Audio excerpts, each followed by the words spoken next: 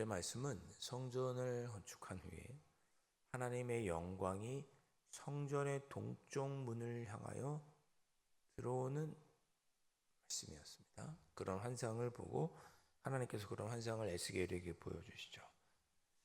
그렇게 성전의 영광이 이렇게 돌아오는 환상을 보여주시는데, 성전이 여호와의 영광이 들어와서 그 성전이 재기능을 시작하려면 조건이 있었습니다.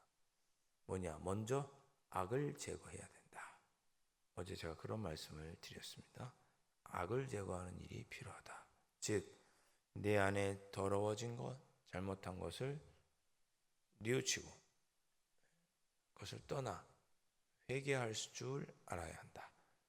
충분히 나를 회개해서 정결하게 된 후에야 성전이 재기능을 한다. 어제 말씀에 그것을 살펴보았죠. 자, 똑같습니다. 오늘 본문도 큰 흐름은 그렇습니다. 오늘은 성전 안에서도 제단입니다.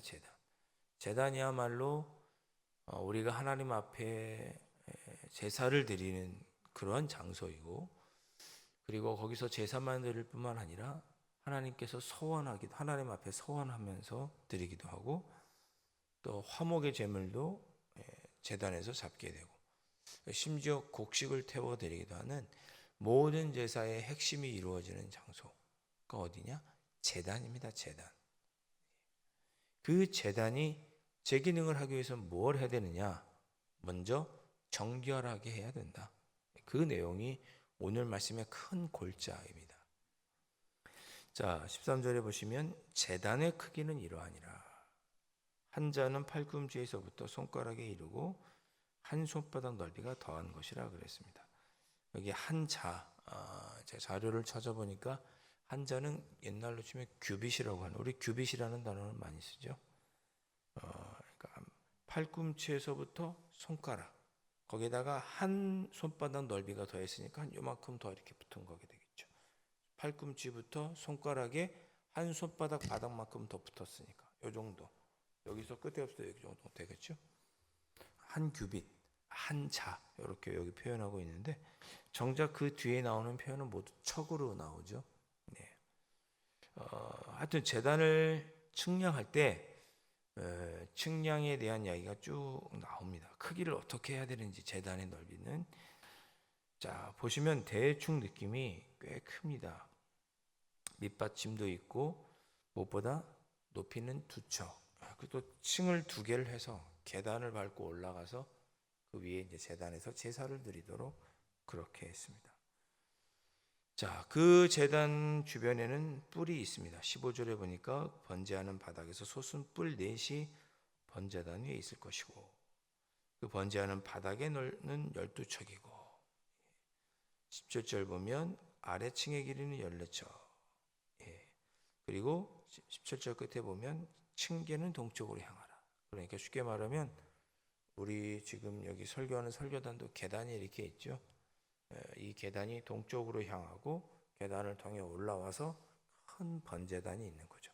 번제단 끝에는 4개의 뿔이 있는 그런 모양으로 디자인된 환상을 하나님께서 보여주시는 거죠. 아, 그 번제단이 이렇게 되구나. 이런 걸 보면 번제단이 굉장히 컸어요. 아주 컸습니다. 아주 컸고 그냥 평평한 바닥에 있던 것이 아니라 조금 이렇게 올라와서 하나님 앞에 제물을 드리도록 그렇게 되어 있는 거죠. 자, 그렇게 제단을 만드는 것까지 하나님께서 보여주신 후에 18절 보니까 그 제단을 이제 사용해서 제사를 드려야 되잖아요. 만들기만 하고 사용하지 않으면 의미가 없는데 그냥 장식품이죠. 근데 만든 후에는 사용을 합니다. 18절, 그가 내게 이르시되 인자야 주 여호와께서 이같이 말씀하셨느니라. 이 제단을 만드는 날에 그 위에 번제를 드리며 피를 뿌리는 규례는 이러하니라. 제단을 만들었으니 이제 그 위에서 제단을해서 제사를, 동물을 잡아 불태우면서 제사를 드려야 될 거 아니에요. 그 규례는 이러하니라 하면서 19절에 뭐라고 말씀하시느냐. 사독의 자손 레위 사람 제사장에게 너는 어린 수송아지 한 마리를 주어 속죄 제물을 삼되. 그래서 번제단을 먼저 정결하게 합니다. 여기 보시면 19절에 사독의 자손 르이 사람 제사장에게, 그렇죠? 사독은 다윗 왕 때 있던 제사장입니다. 그래서 제사장이 여러 부류가 있는데 그 중에서도 가장 영향력 있는 제사장 가문에 사독이라고 하는 가문에서 한 명의 레위인 제사장을 세워서 그가 어린 숫송아지를 가지고 번제, 이 제단을 위한 속죄 제물을 삼아라 합니다. 그래서 이 제단을 돌로 이렇게 멋있게 만들어 놓고 그 제단을 사용해서 하나님께 이제 제사를 드리기 전에 뭘 해야 되냐? 속죄 제사를 드려라. 그렇게 명령합니다. 20절에 뭐라고 되어 있냐면 속죄하여 제단을 정결하게 하라. 먼저 하나님 아버지 앞에 제사 드리고 이렇게 성전에서 제사를 하기 전에 먼저 그 제단을 정결하게 하라. 어제 말씀과 똑같죠. 성전이 재기능을 하기 위해서 뭐부터 해야 된다? 정결하게 하는 일부터 해야 된다. 악을 제거하는 것. 그리고 나 자신이 부끄러워하며 회개하는 일이 있어야 성전이 재기능을 하고, 제단도 똑같습니다. 여기서 제단을 먼저 정결하게 해야 합니다. 22절 보면 그 다음 날 2일차죠. 그 다음 날에는 역시 속죄 제물을 순염소 한 마리를 속죄 제물로 삼아 그 제단을 정결하게 하라고 말합니다. 첫째 날 정결하게 했으면 끝이 아니고 둘째 날에 또 와서 정결하게 하라. 순염소 한 마리 잡아라. 계속 정결하게 하라는 표현이 계속 반복되죠. 23절 정결하게 하기를 마친 후에는 흠없는 순양 한 마리를 가져다가 번제로 드리라. 소금을 쳐서 번제로 드리라. 역시 제단을 정결하게 하라는 거죠. 25절 보면 7일 동안 그렇게 매일 염소 한 마리를 갖춰 속죄 제물을 삼아라 그랬습니다. 그러니까 일주일 동안 첫째 날 어린 양, 둘째 날 염소, 그리고 나서 7일 동안은 매일 염소 한 마리를 가지고 속죄, 제단을 위하여 속죄제를 드리라고 26절에 말씀하죠. 이같이 7일 동안은 제단을 위하여 속죄제를 드려 정결하게 하라.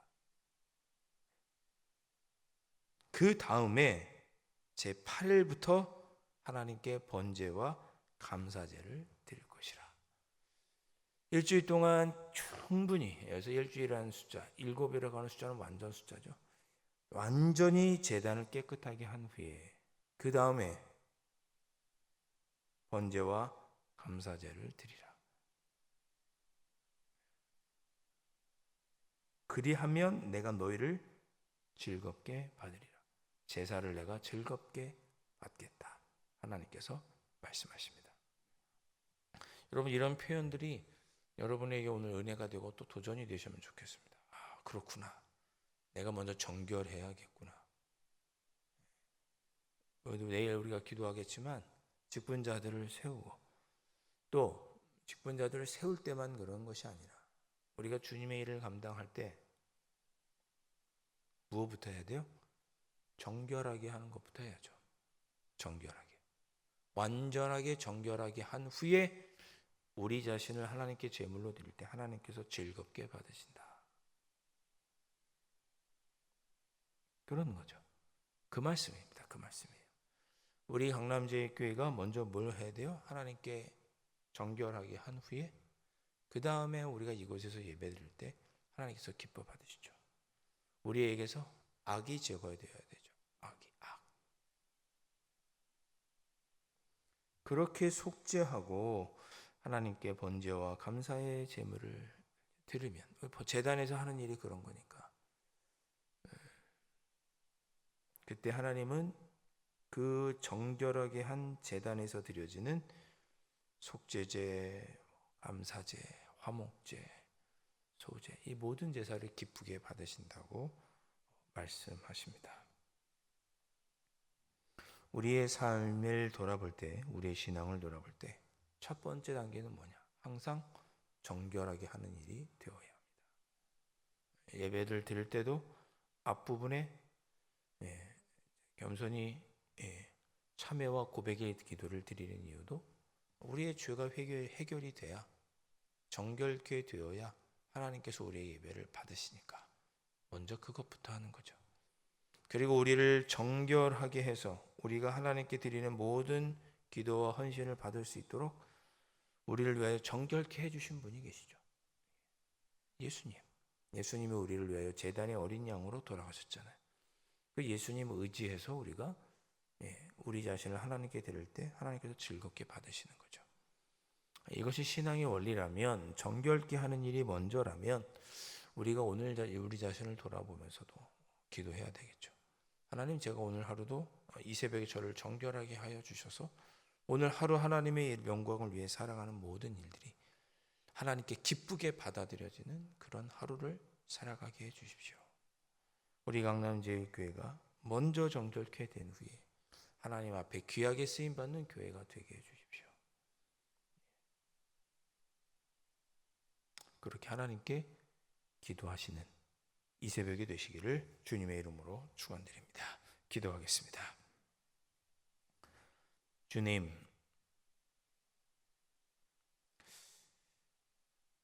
저희들의 삶을 돌아보아 먼저 하나님 앞에 정결케 되는 것, 아버지 하나님, 그 일에 관심을 갖고 내 삶을 먼저 정결하게 할 수 있는 저희들이 될 수 있도록 성령 하나님 깨우쳐 주시고, 하나님 앞에 정결함으로 깨끗하여진 후에 오늘 하루 하나님의 영광을 위해 살아갈 때 하나님은 기뻐 받아주시고 우리의 마음속에 모든 품은 기도의 제목까지 들어주심으로 오늘 하루가 하나님 앞에 은혜로운 하루가 되게 하여 주옵소서. 귀하신 예수 그리스도 이름으로 간절히 기도하옵나이다. 아멘. 하늘에 계신 우리 아버지, 아버지의 이름을 거룩하게 하시며 아버지의 나라가 오게 하시며 아버지의 뜻이 하늘에서와 같이 땅에서도 이루어지게 하소서. 오늘 우리에게 일용할 양식을 주시고 우리가 우리에게 잘못한 사람을 용서하여 준 것 같이 우리 죄를 용서하여 주시고 우리를 시험에 빠지지 않게 하시고 악에서 구하소서. 나라와 권능과 영광이 영원히 아버지의 것입니다. 아멘.